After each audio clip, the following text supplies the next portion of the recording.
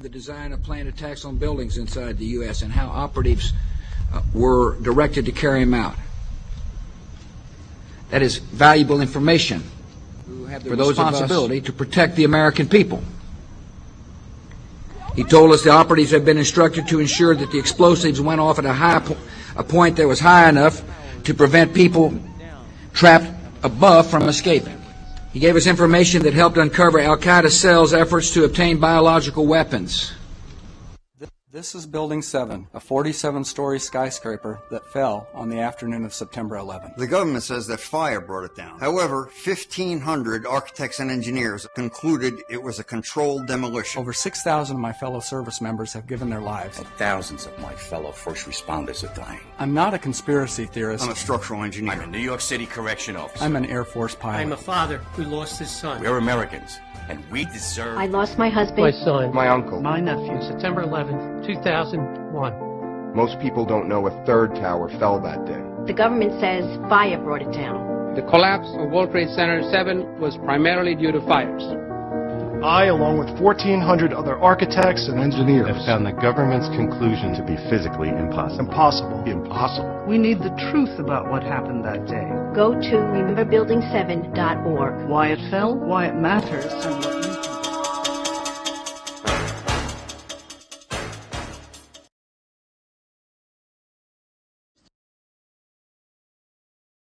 Rocket scientist Wernher von Braun, who built German rockets and dropped them on London, was also put on the new CIA payroll.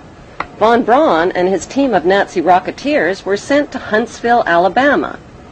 Hollywood honored von Braun as a collaborator on an American sci-fi movie and series of Walt Disney shows.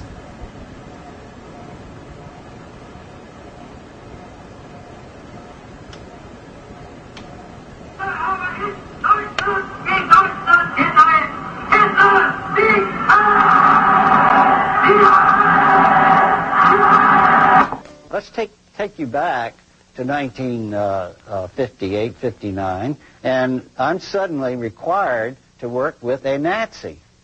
I grew up in World War II. Now, you couldn't expect me to suddenly have a great love for somebody that came out of Petermundy and was firing rockets at the people in England and blowing them up, and furthermore had been in Petermundy where he had slave labor, etc. So how am I supposed to suddenly like that guy? The international banksters and the men who served them had won the American, Russian, and British versions of monopoly by seizing control of the Bank of England and the U.S. Federal Reserve, and by wiping out the Russian czars. But the ultimate goal of the banksters was to win the world game. Their devious game plan was to divide the world into two warring power blocks: the Western capitalist bloc, led by the United States, and the Eastern Communist Bloc, led by Russia. Their next move was to transfer atomic weapons secrets to their Russian Communist Bloc through Victor Rothschild, who was the ringleader in Britain's biggest communist spy scandal, and through J. Robert Oppenheimer, the Manhattan Project's leading atomic scientist. In September 1949, the Soviet Union exploded its first A-bomb. America's monopoly on atomic weapons ended after only 4 years. Now, both superpowers had the means to destroy the world. The next step was to stage a phony arms race and Cold War between their First World Capitalist Bloc and Second World Communist Bloc. Like sports teams, the U.S. and Russian superpowers needed recruits for their war games, so they forced new Third World members of the United Nations to choose sides. American Secretary of State John Foster Dulles warned Third World countries that you're either with us or you're against us.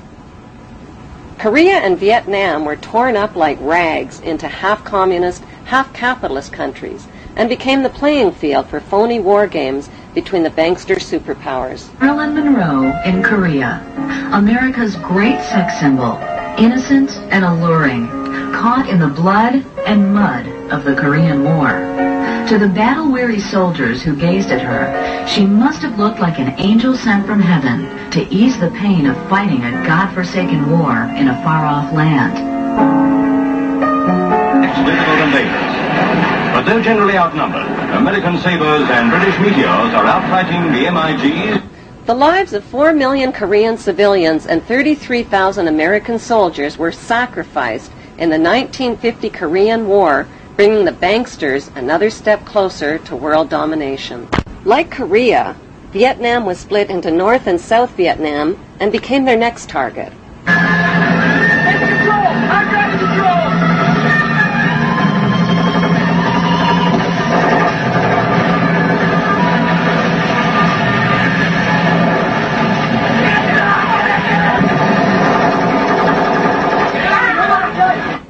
In 1954, the U.S. military dropped millions of tons of bombs on undefended Vietnamese civilians and turned their lush green countryside into blood-red killing fields.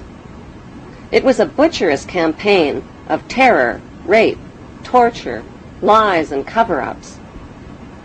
The U.S. military, who had already tested 2 radioactive atomic weapons of mass destruction on the people of Japan, decided to test their chemical weapons of mass destruction on the people of Vietnam.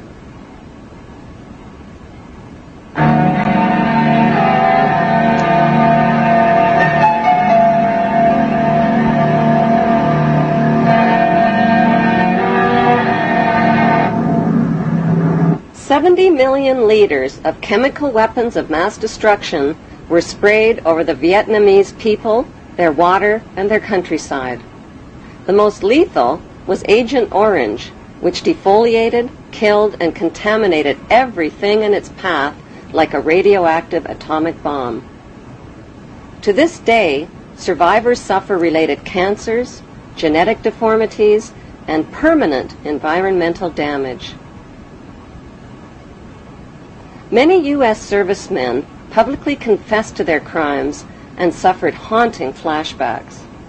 From New York, I have Vietnamese campaign ribbon, Vietnamese service ribbon, National Defense ribbon, and Purple Heart.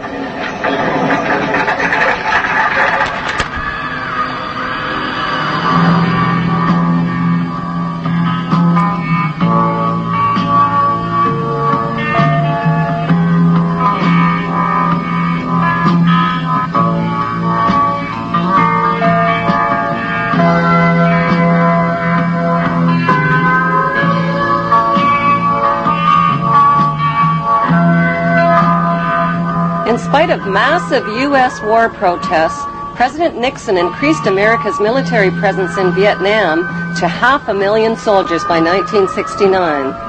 It was Nobel Peace Prize winner Henry Kissinger who convinced Nixon to expand the Vietnam War to the neighboring countries of Cambodia and Laos, causing the mass murder of another 1 million innocent people and their families. On May 4th, 1970, America got a wake-up call.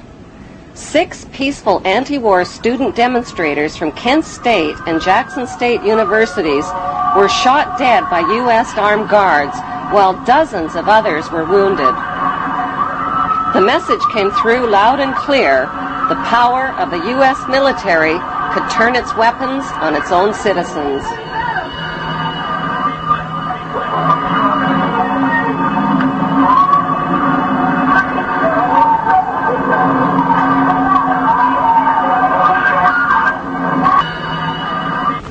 In 1947, the United States played host to an international conference at Bretton Woods to put an end to world poverty and starvation caused by World War II. The idea was to give humanitarian loans to needy nations by creating a World Bank and an International Monetary Fund. But who would be put in charge of these billion-dollar megaloans? Who else but the U.S. Federal Reserve bankster families?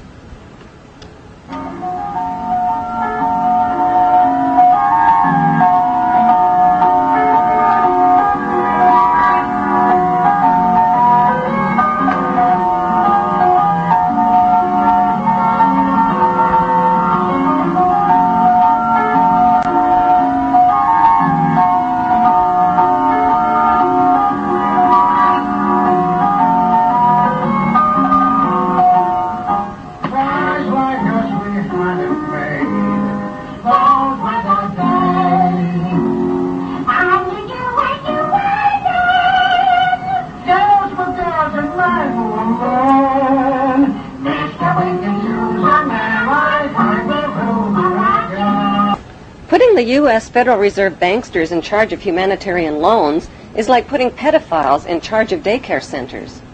Instead of helping the poor, the banksters turned the World Bank and International Monetary Fund into international pawn shops and robbed the poor. Just to qualify for a loan, desperate nations were forced to pawn their mines, forests, railways, power companies, and water systems and agree to over 100 loan conditions at loan shark interest rates. To pay off the loans, they were forced to ignore laws that protected their environment, to lower wages, and to cut back on their education and on their health care. They were also forced to privatize and sell off their resources to crooked corporations like Enron. Lord Wakeham, the director of N.M. Rothschild & Sons, was on the audit committee of Enron and cooked the books and sucked billions from pension funds and investors before declaring bankruptcy. When poor nations were unable to pay their loans, they were given new loans to pay off the old loans. But these so-called bailout loans weren't about bailing out the poor. They were about bailing out and lining the pockets of loan underwriters like Citigroup and America's most notorious crooks and banksters.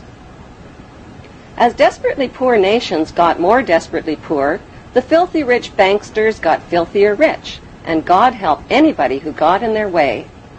Davison Buddu, senior economist for the International Monetary Fund, resigned to, quote, wash my hands of the blood of millions of poor and starving people.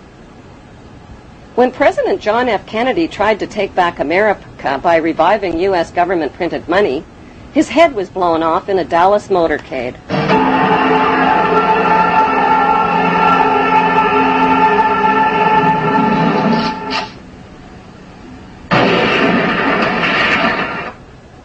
When his son planned to expose the ugly truth about his father's assassination, his small plane plunged into the ocean, killing all on board.